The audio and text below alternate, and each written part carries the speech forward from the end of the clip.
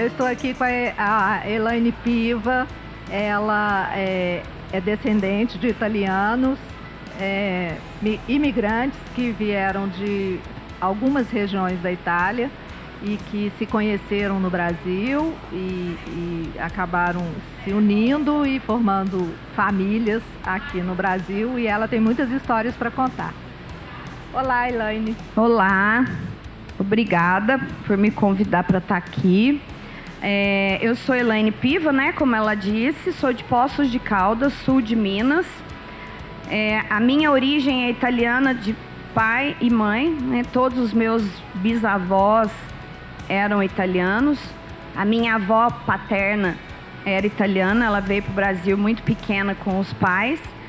Então, do meu lado paterno, eu sou Piva e Zanetti, Piva da província de Treviso e Zanetti da província de Pordenone. São regiões diferentes, né? Vêneto e Friuli, Venezia Giulia.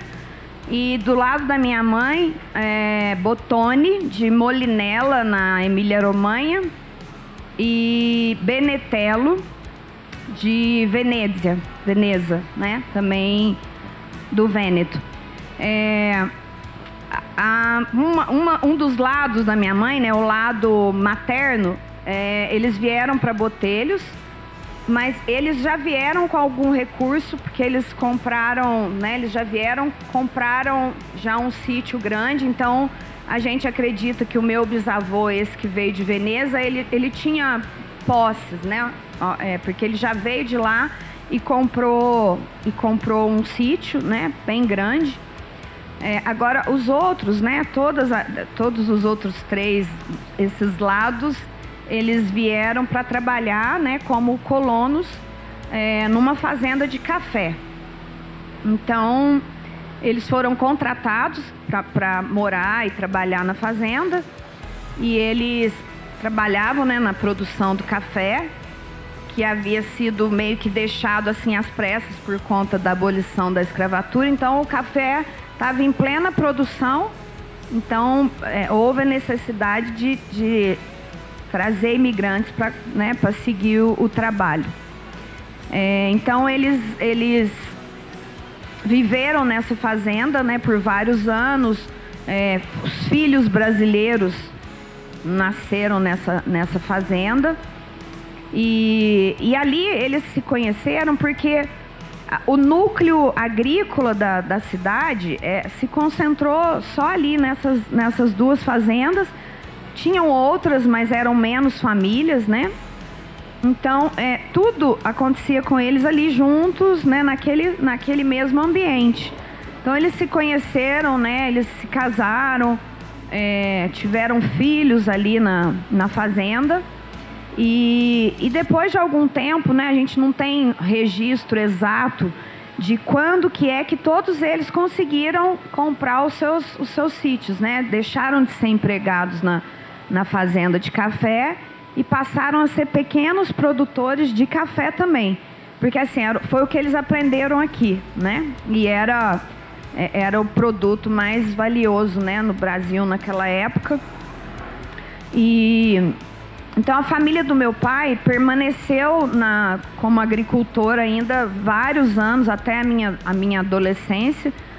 A da minha mãe nem tanto, né, que o sítio foi vendido.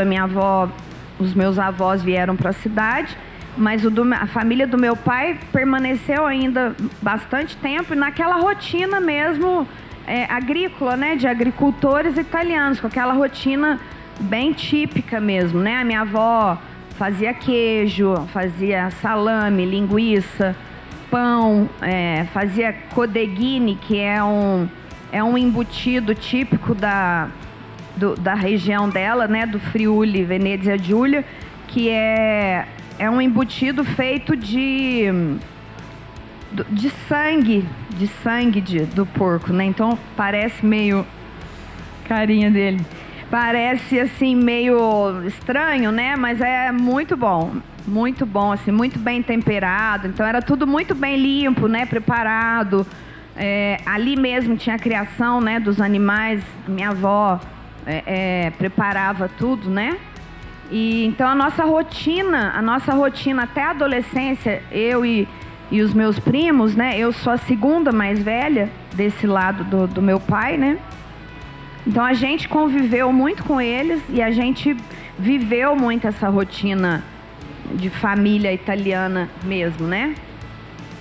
Mas esse resgate mesmo, né, da cultura, da lembrança, da memória, acho que partiu mesmo de mim. Eu sempre fui muito ligada a isso, desde pequena, sempre fui muito curiosa, né, para saber da história, da origem, tanto que fui eu que descobri a origem deles todos, né, busquei lá na Itália, né, já estive nas cidades de onde eles vieram. Elaine, quando eles imigraram, eles cortaram os vínculos com a Itália?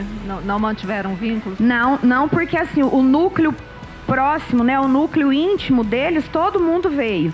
Então assim, ficaram talvez tios, né, porque eles vieram jovens, então os irmãos todos vieram. Então provavelmente ficaram lá tios, alguns vieram também, mas ficaram outros irmãos dos pais deles lá que não vieram ou que talvez tenham ido para outro lugar, né? Para outro país, talvez, né? Quem sabe? Mas não, a gente não tem assim vínculo. Eles também não mantiveram vínculos com quem ficou lá. Como foi na sua família, né? Não tendo esses vínculos? Como foi manter essa identidade italiana? Você falou que tem um pouco pelo lado da culinária, mas houve outros aspectos? Eu acho que o que fica mais, né, latente, principalmente nas mulheres, é a parte da cozinha, né? Porque a gente está sempre ali muito, muito próximo, né? Das mães, das avós, sempre na cozinha, sempre preparando coisas, né? Mas assim, manter isso sempre foi muito difícil para mim, porque eu sempre fui muito empolgada com isso e às vezes não era recíproco, né? Dos outros primos. A questão da italianidade começou a aparecer mais neles, nos outros primos, tanto de um lado quanto do outro, quando surgiu essa questão de ter o reconhecimento da cidadania. Aí todo mundo quer ser. Então eu sempre me senti assim, pessoalmente ofendida, porque não é só isso, né? A questão vai muito além de ter um passaporte, né, para você ter alguma vantagem. Então eu estou sempre tentando trazê-los, né, para essa questão. E assim, tem melhorado, sabe? Tem melhorado um pouco esse interesse. E como eu trabalho com pesquisa genealógica, então eu acabo descobrindo coisas que ninguém sabia, né, da família também, né, de outras famílias, claro, mas da nossa, né, que é o mais importante que a gente está falando aqui.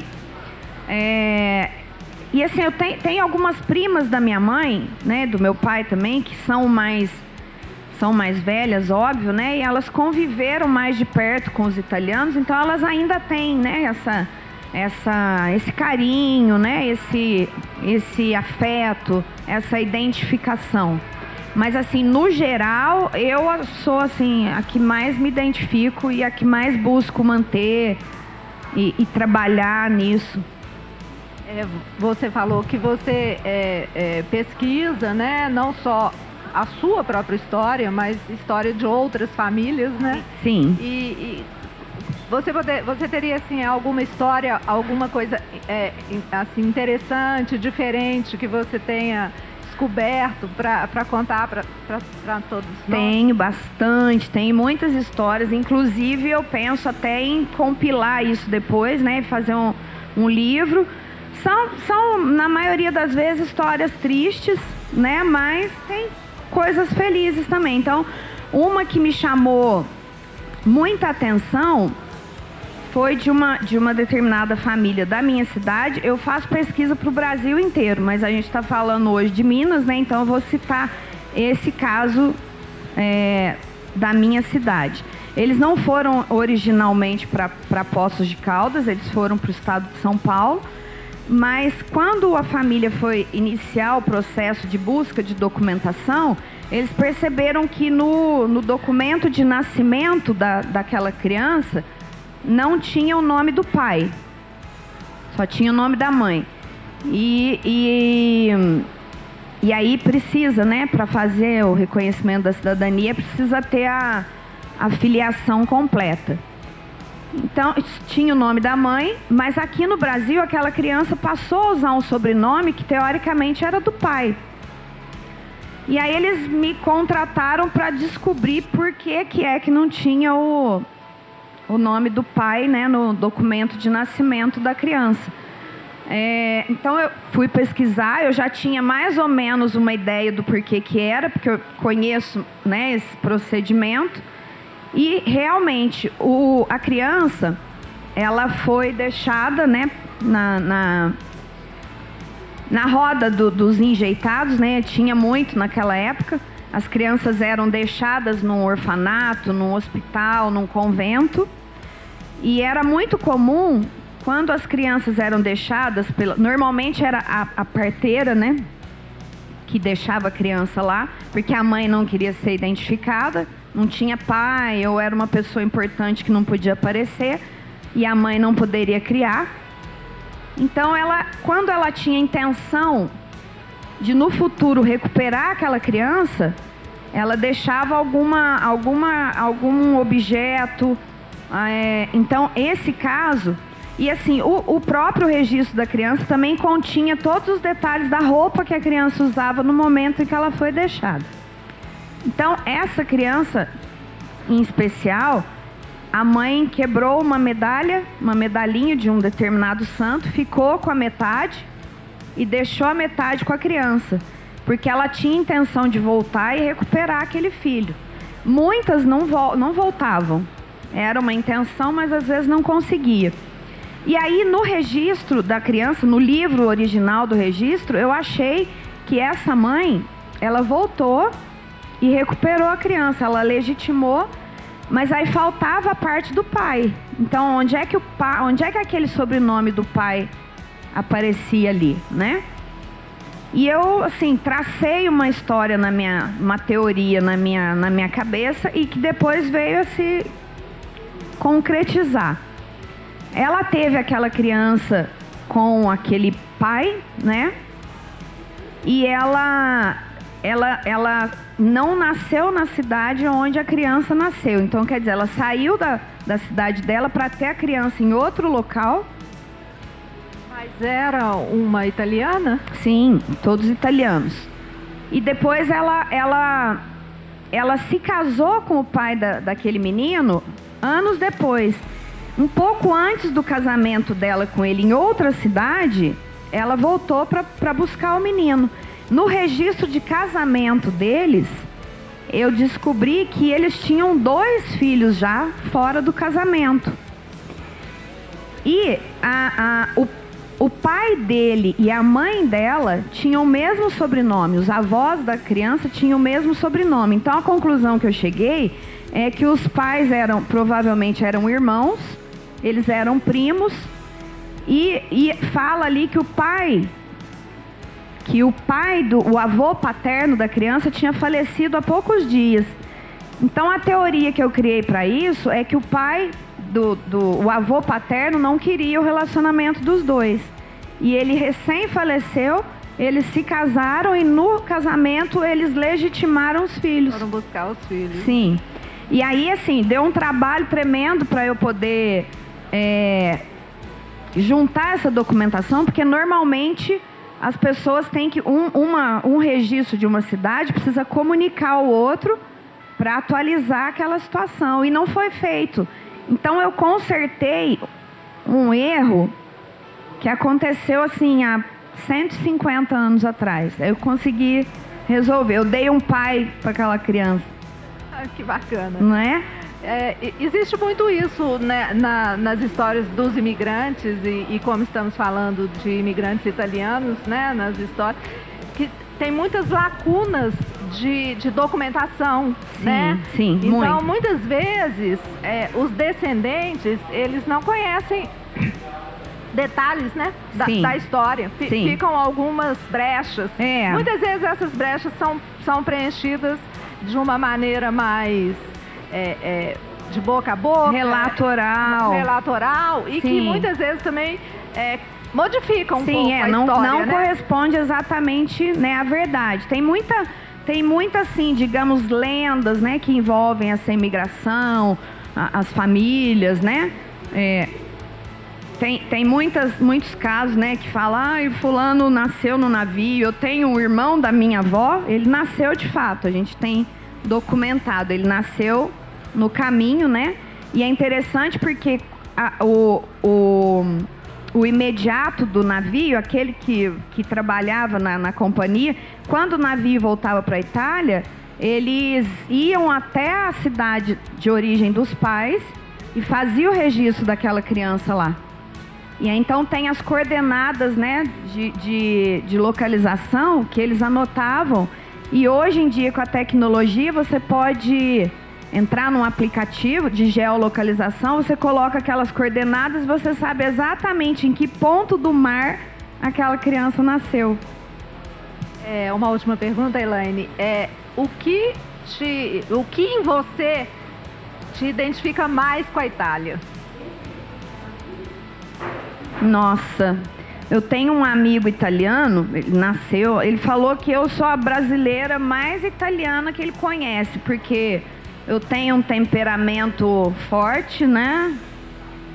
A Fazoli. Tenho um temperamento forte. Meus colegas aqui podem confirmar. Talvez assim as minhas características físicas, né, chamem atenção para a região, né, de onde vieram os meus ascendentes, né, mais ao norte, mais com influência mais austríaca, né, alemã. Os italianos no geral são pessoas muito batalhadoras, trabalhadoras, não desmerecendo as outras, né, nacionalidades. Todo mundo tem que trabalhar muito, mas como a gente está falando dos italianos agora, todo mundo é muito batalhador, muito insistente naquilo, não desiste logo, né, das coisas que tem que fazer, muito empenhado naquilo que se propõe a fazer. Então acho que as características minhas que se aproximam, né, do que a gente entende ser uma personalidade de um italiano. Até porque você deixar a tua terra e vir para um lugar totalmente diferente, né, e em condições muito difíceis, já é uma prova de que você quer batalhar para cuidar da sua família, né, e ter uma vida melhor.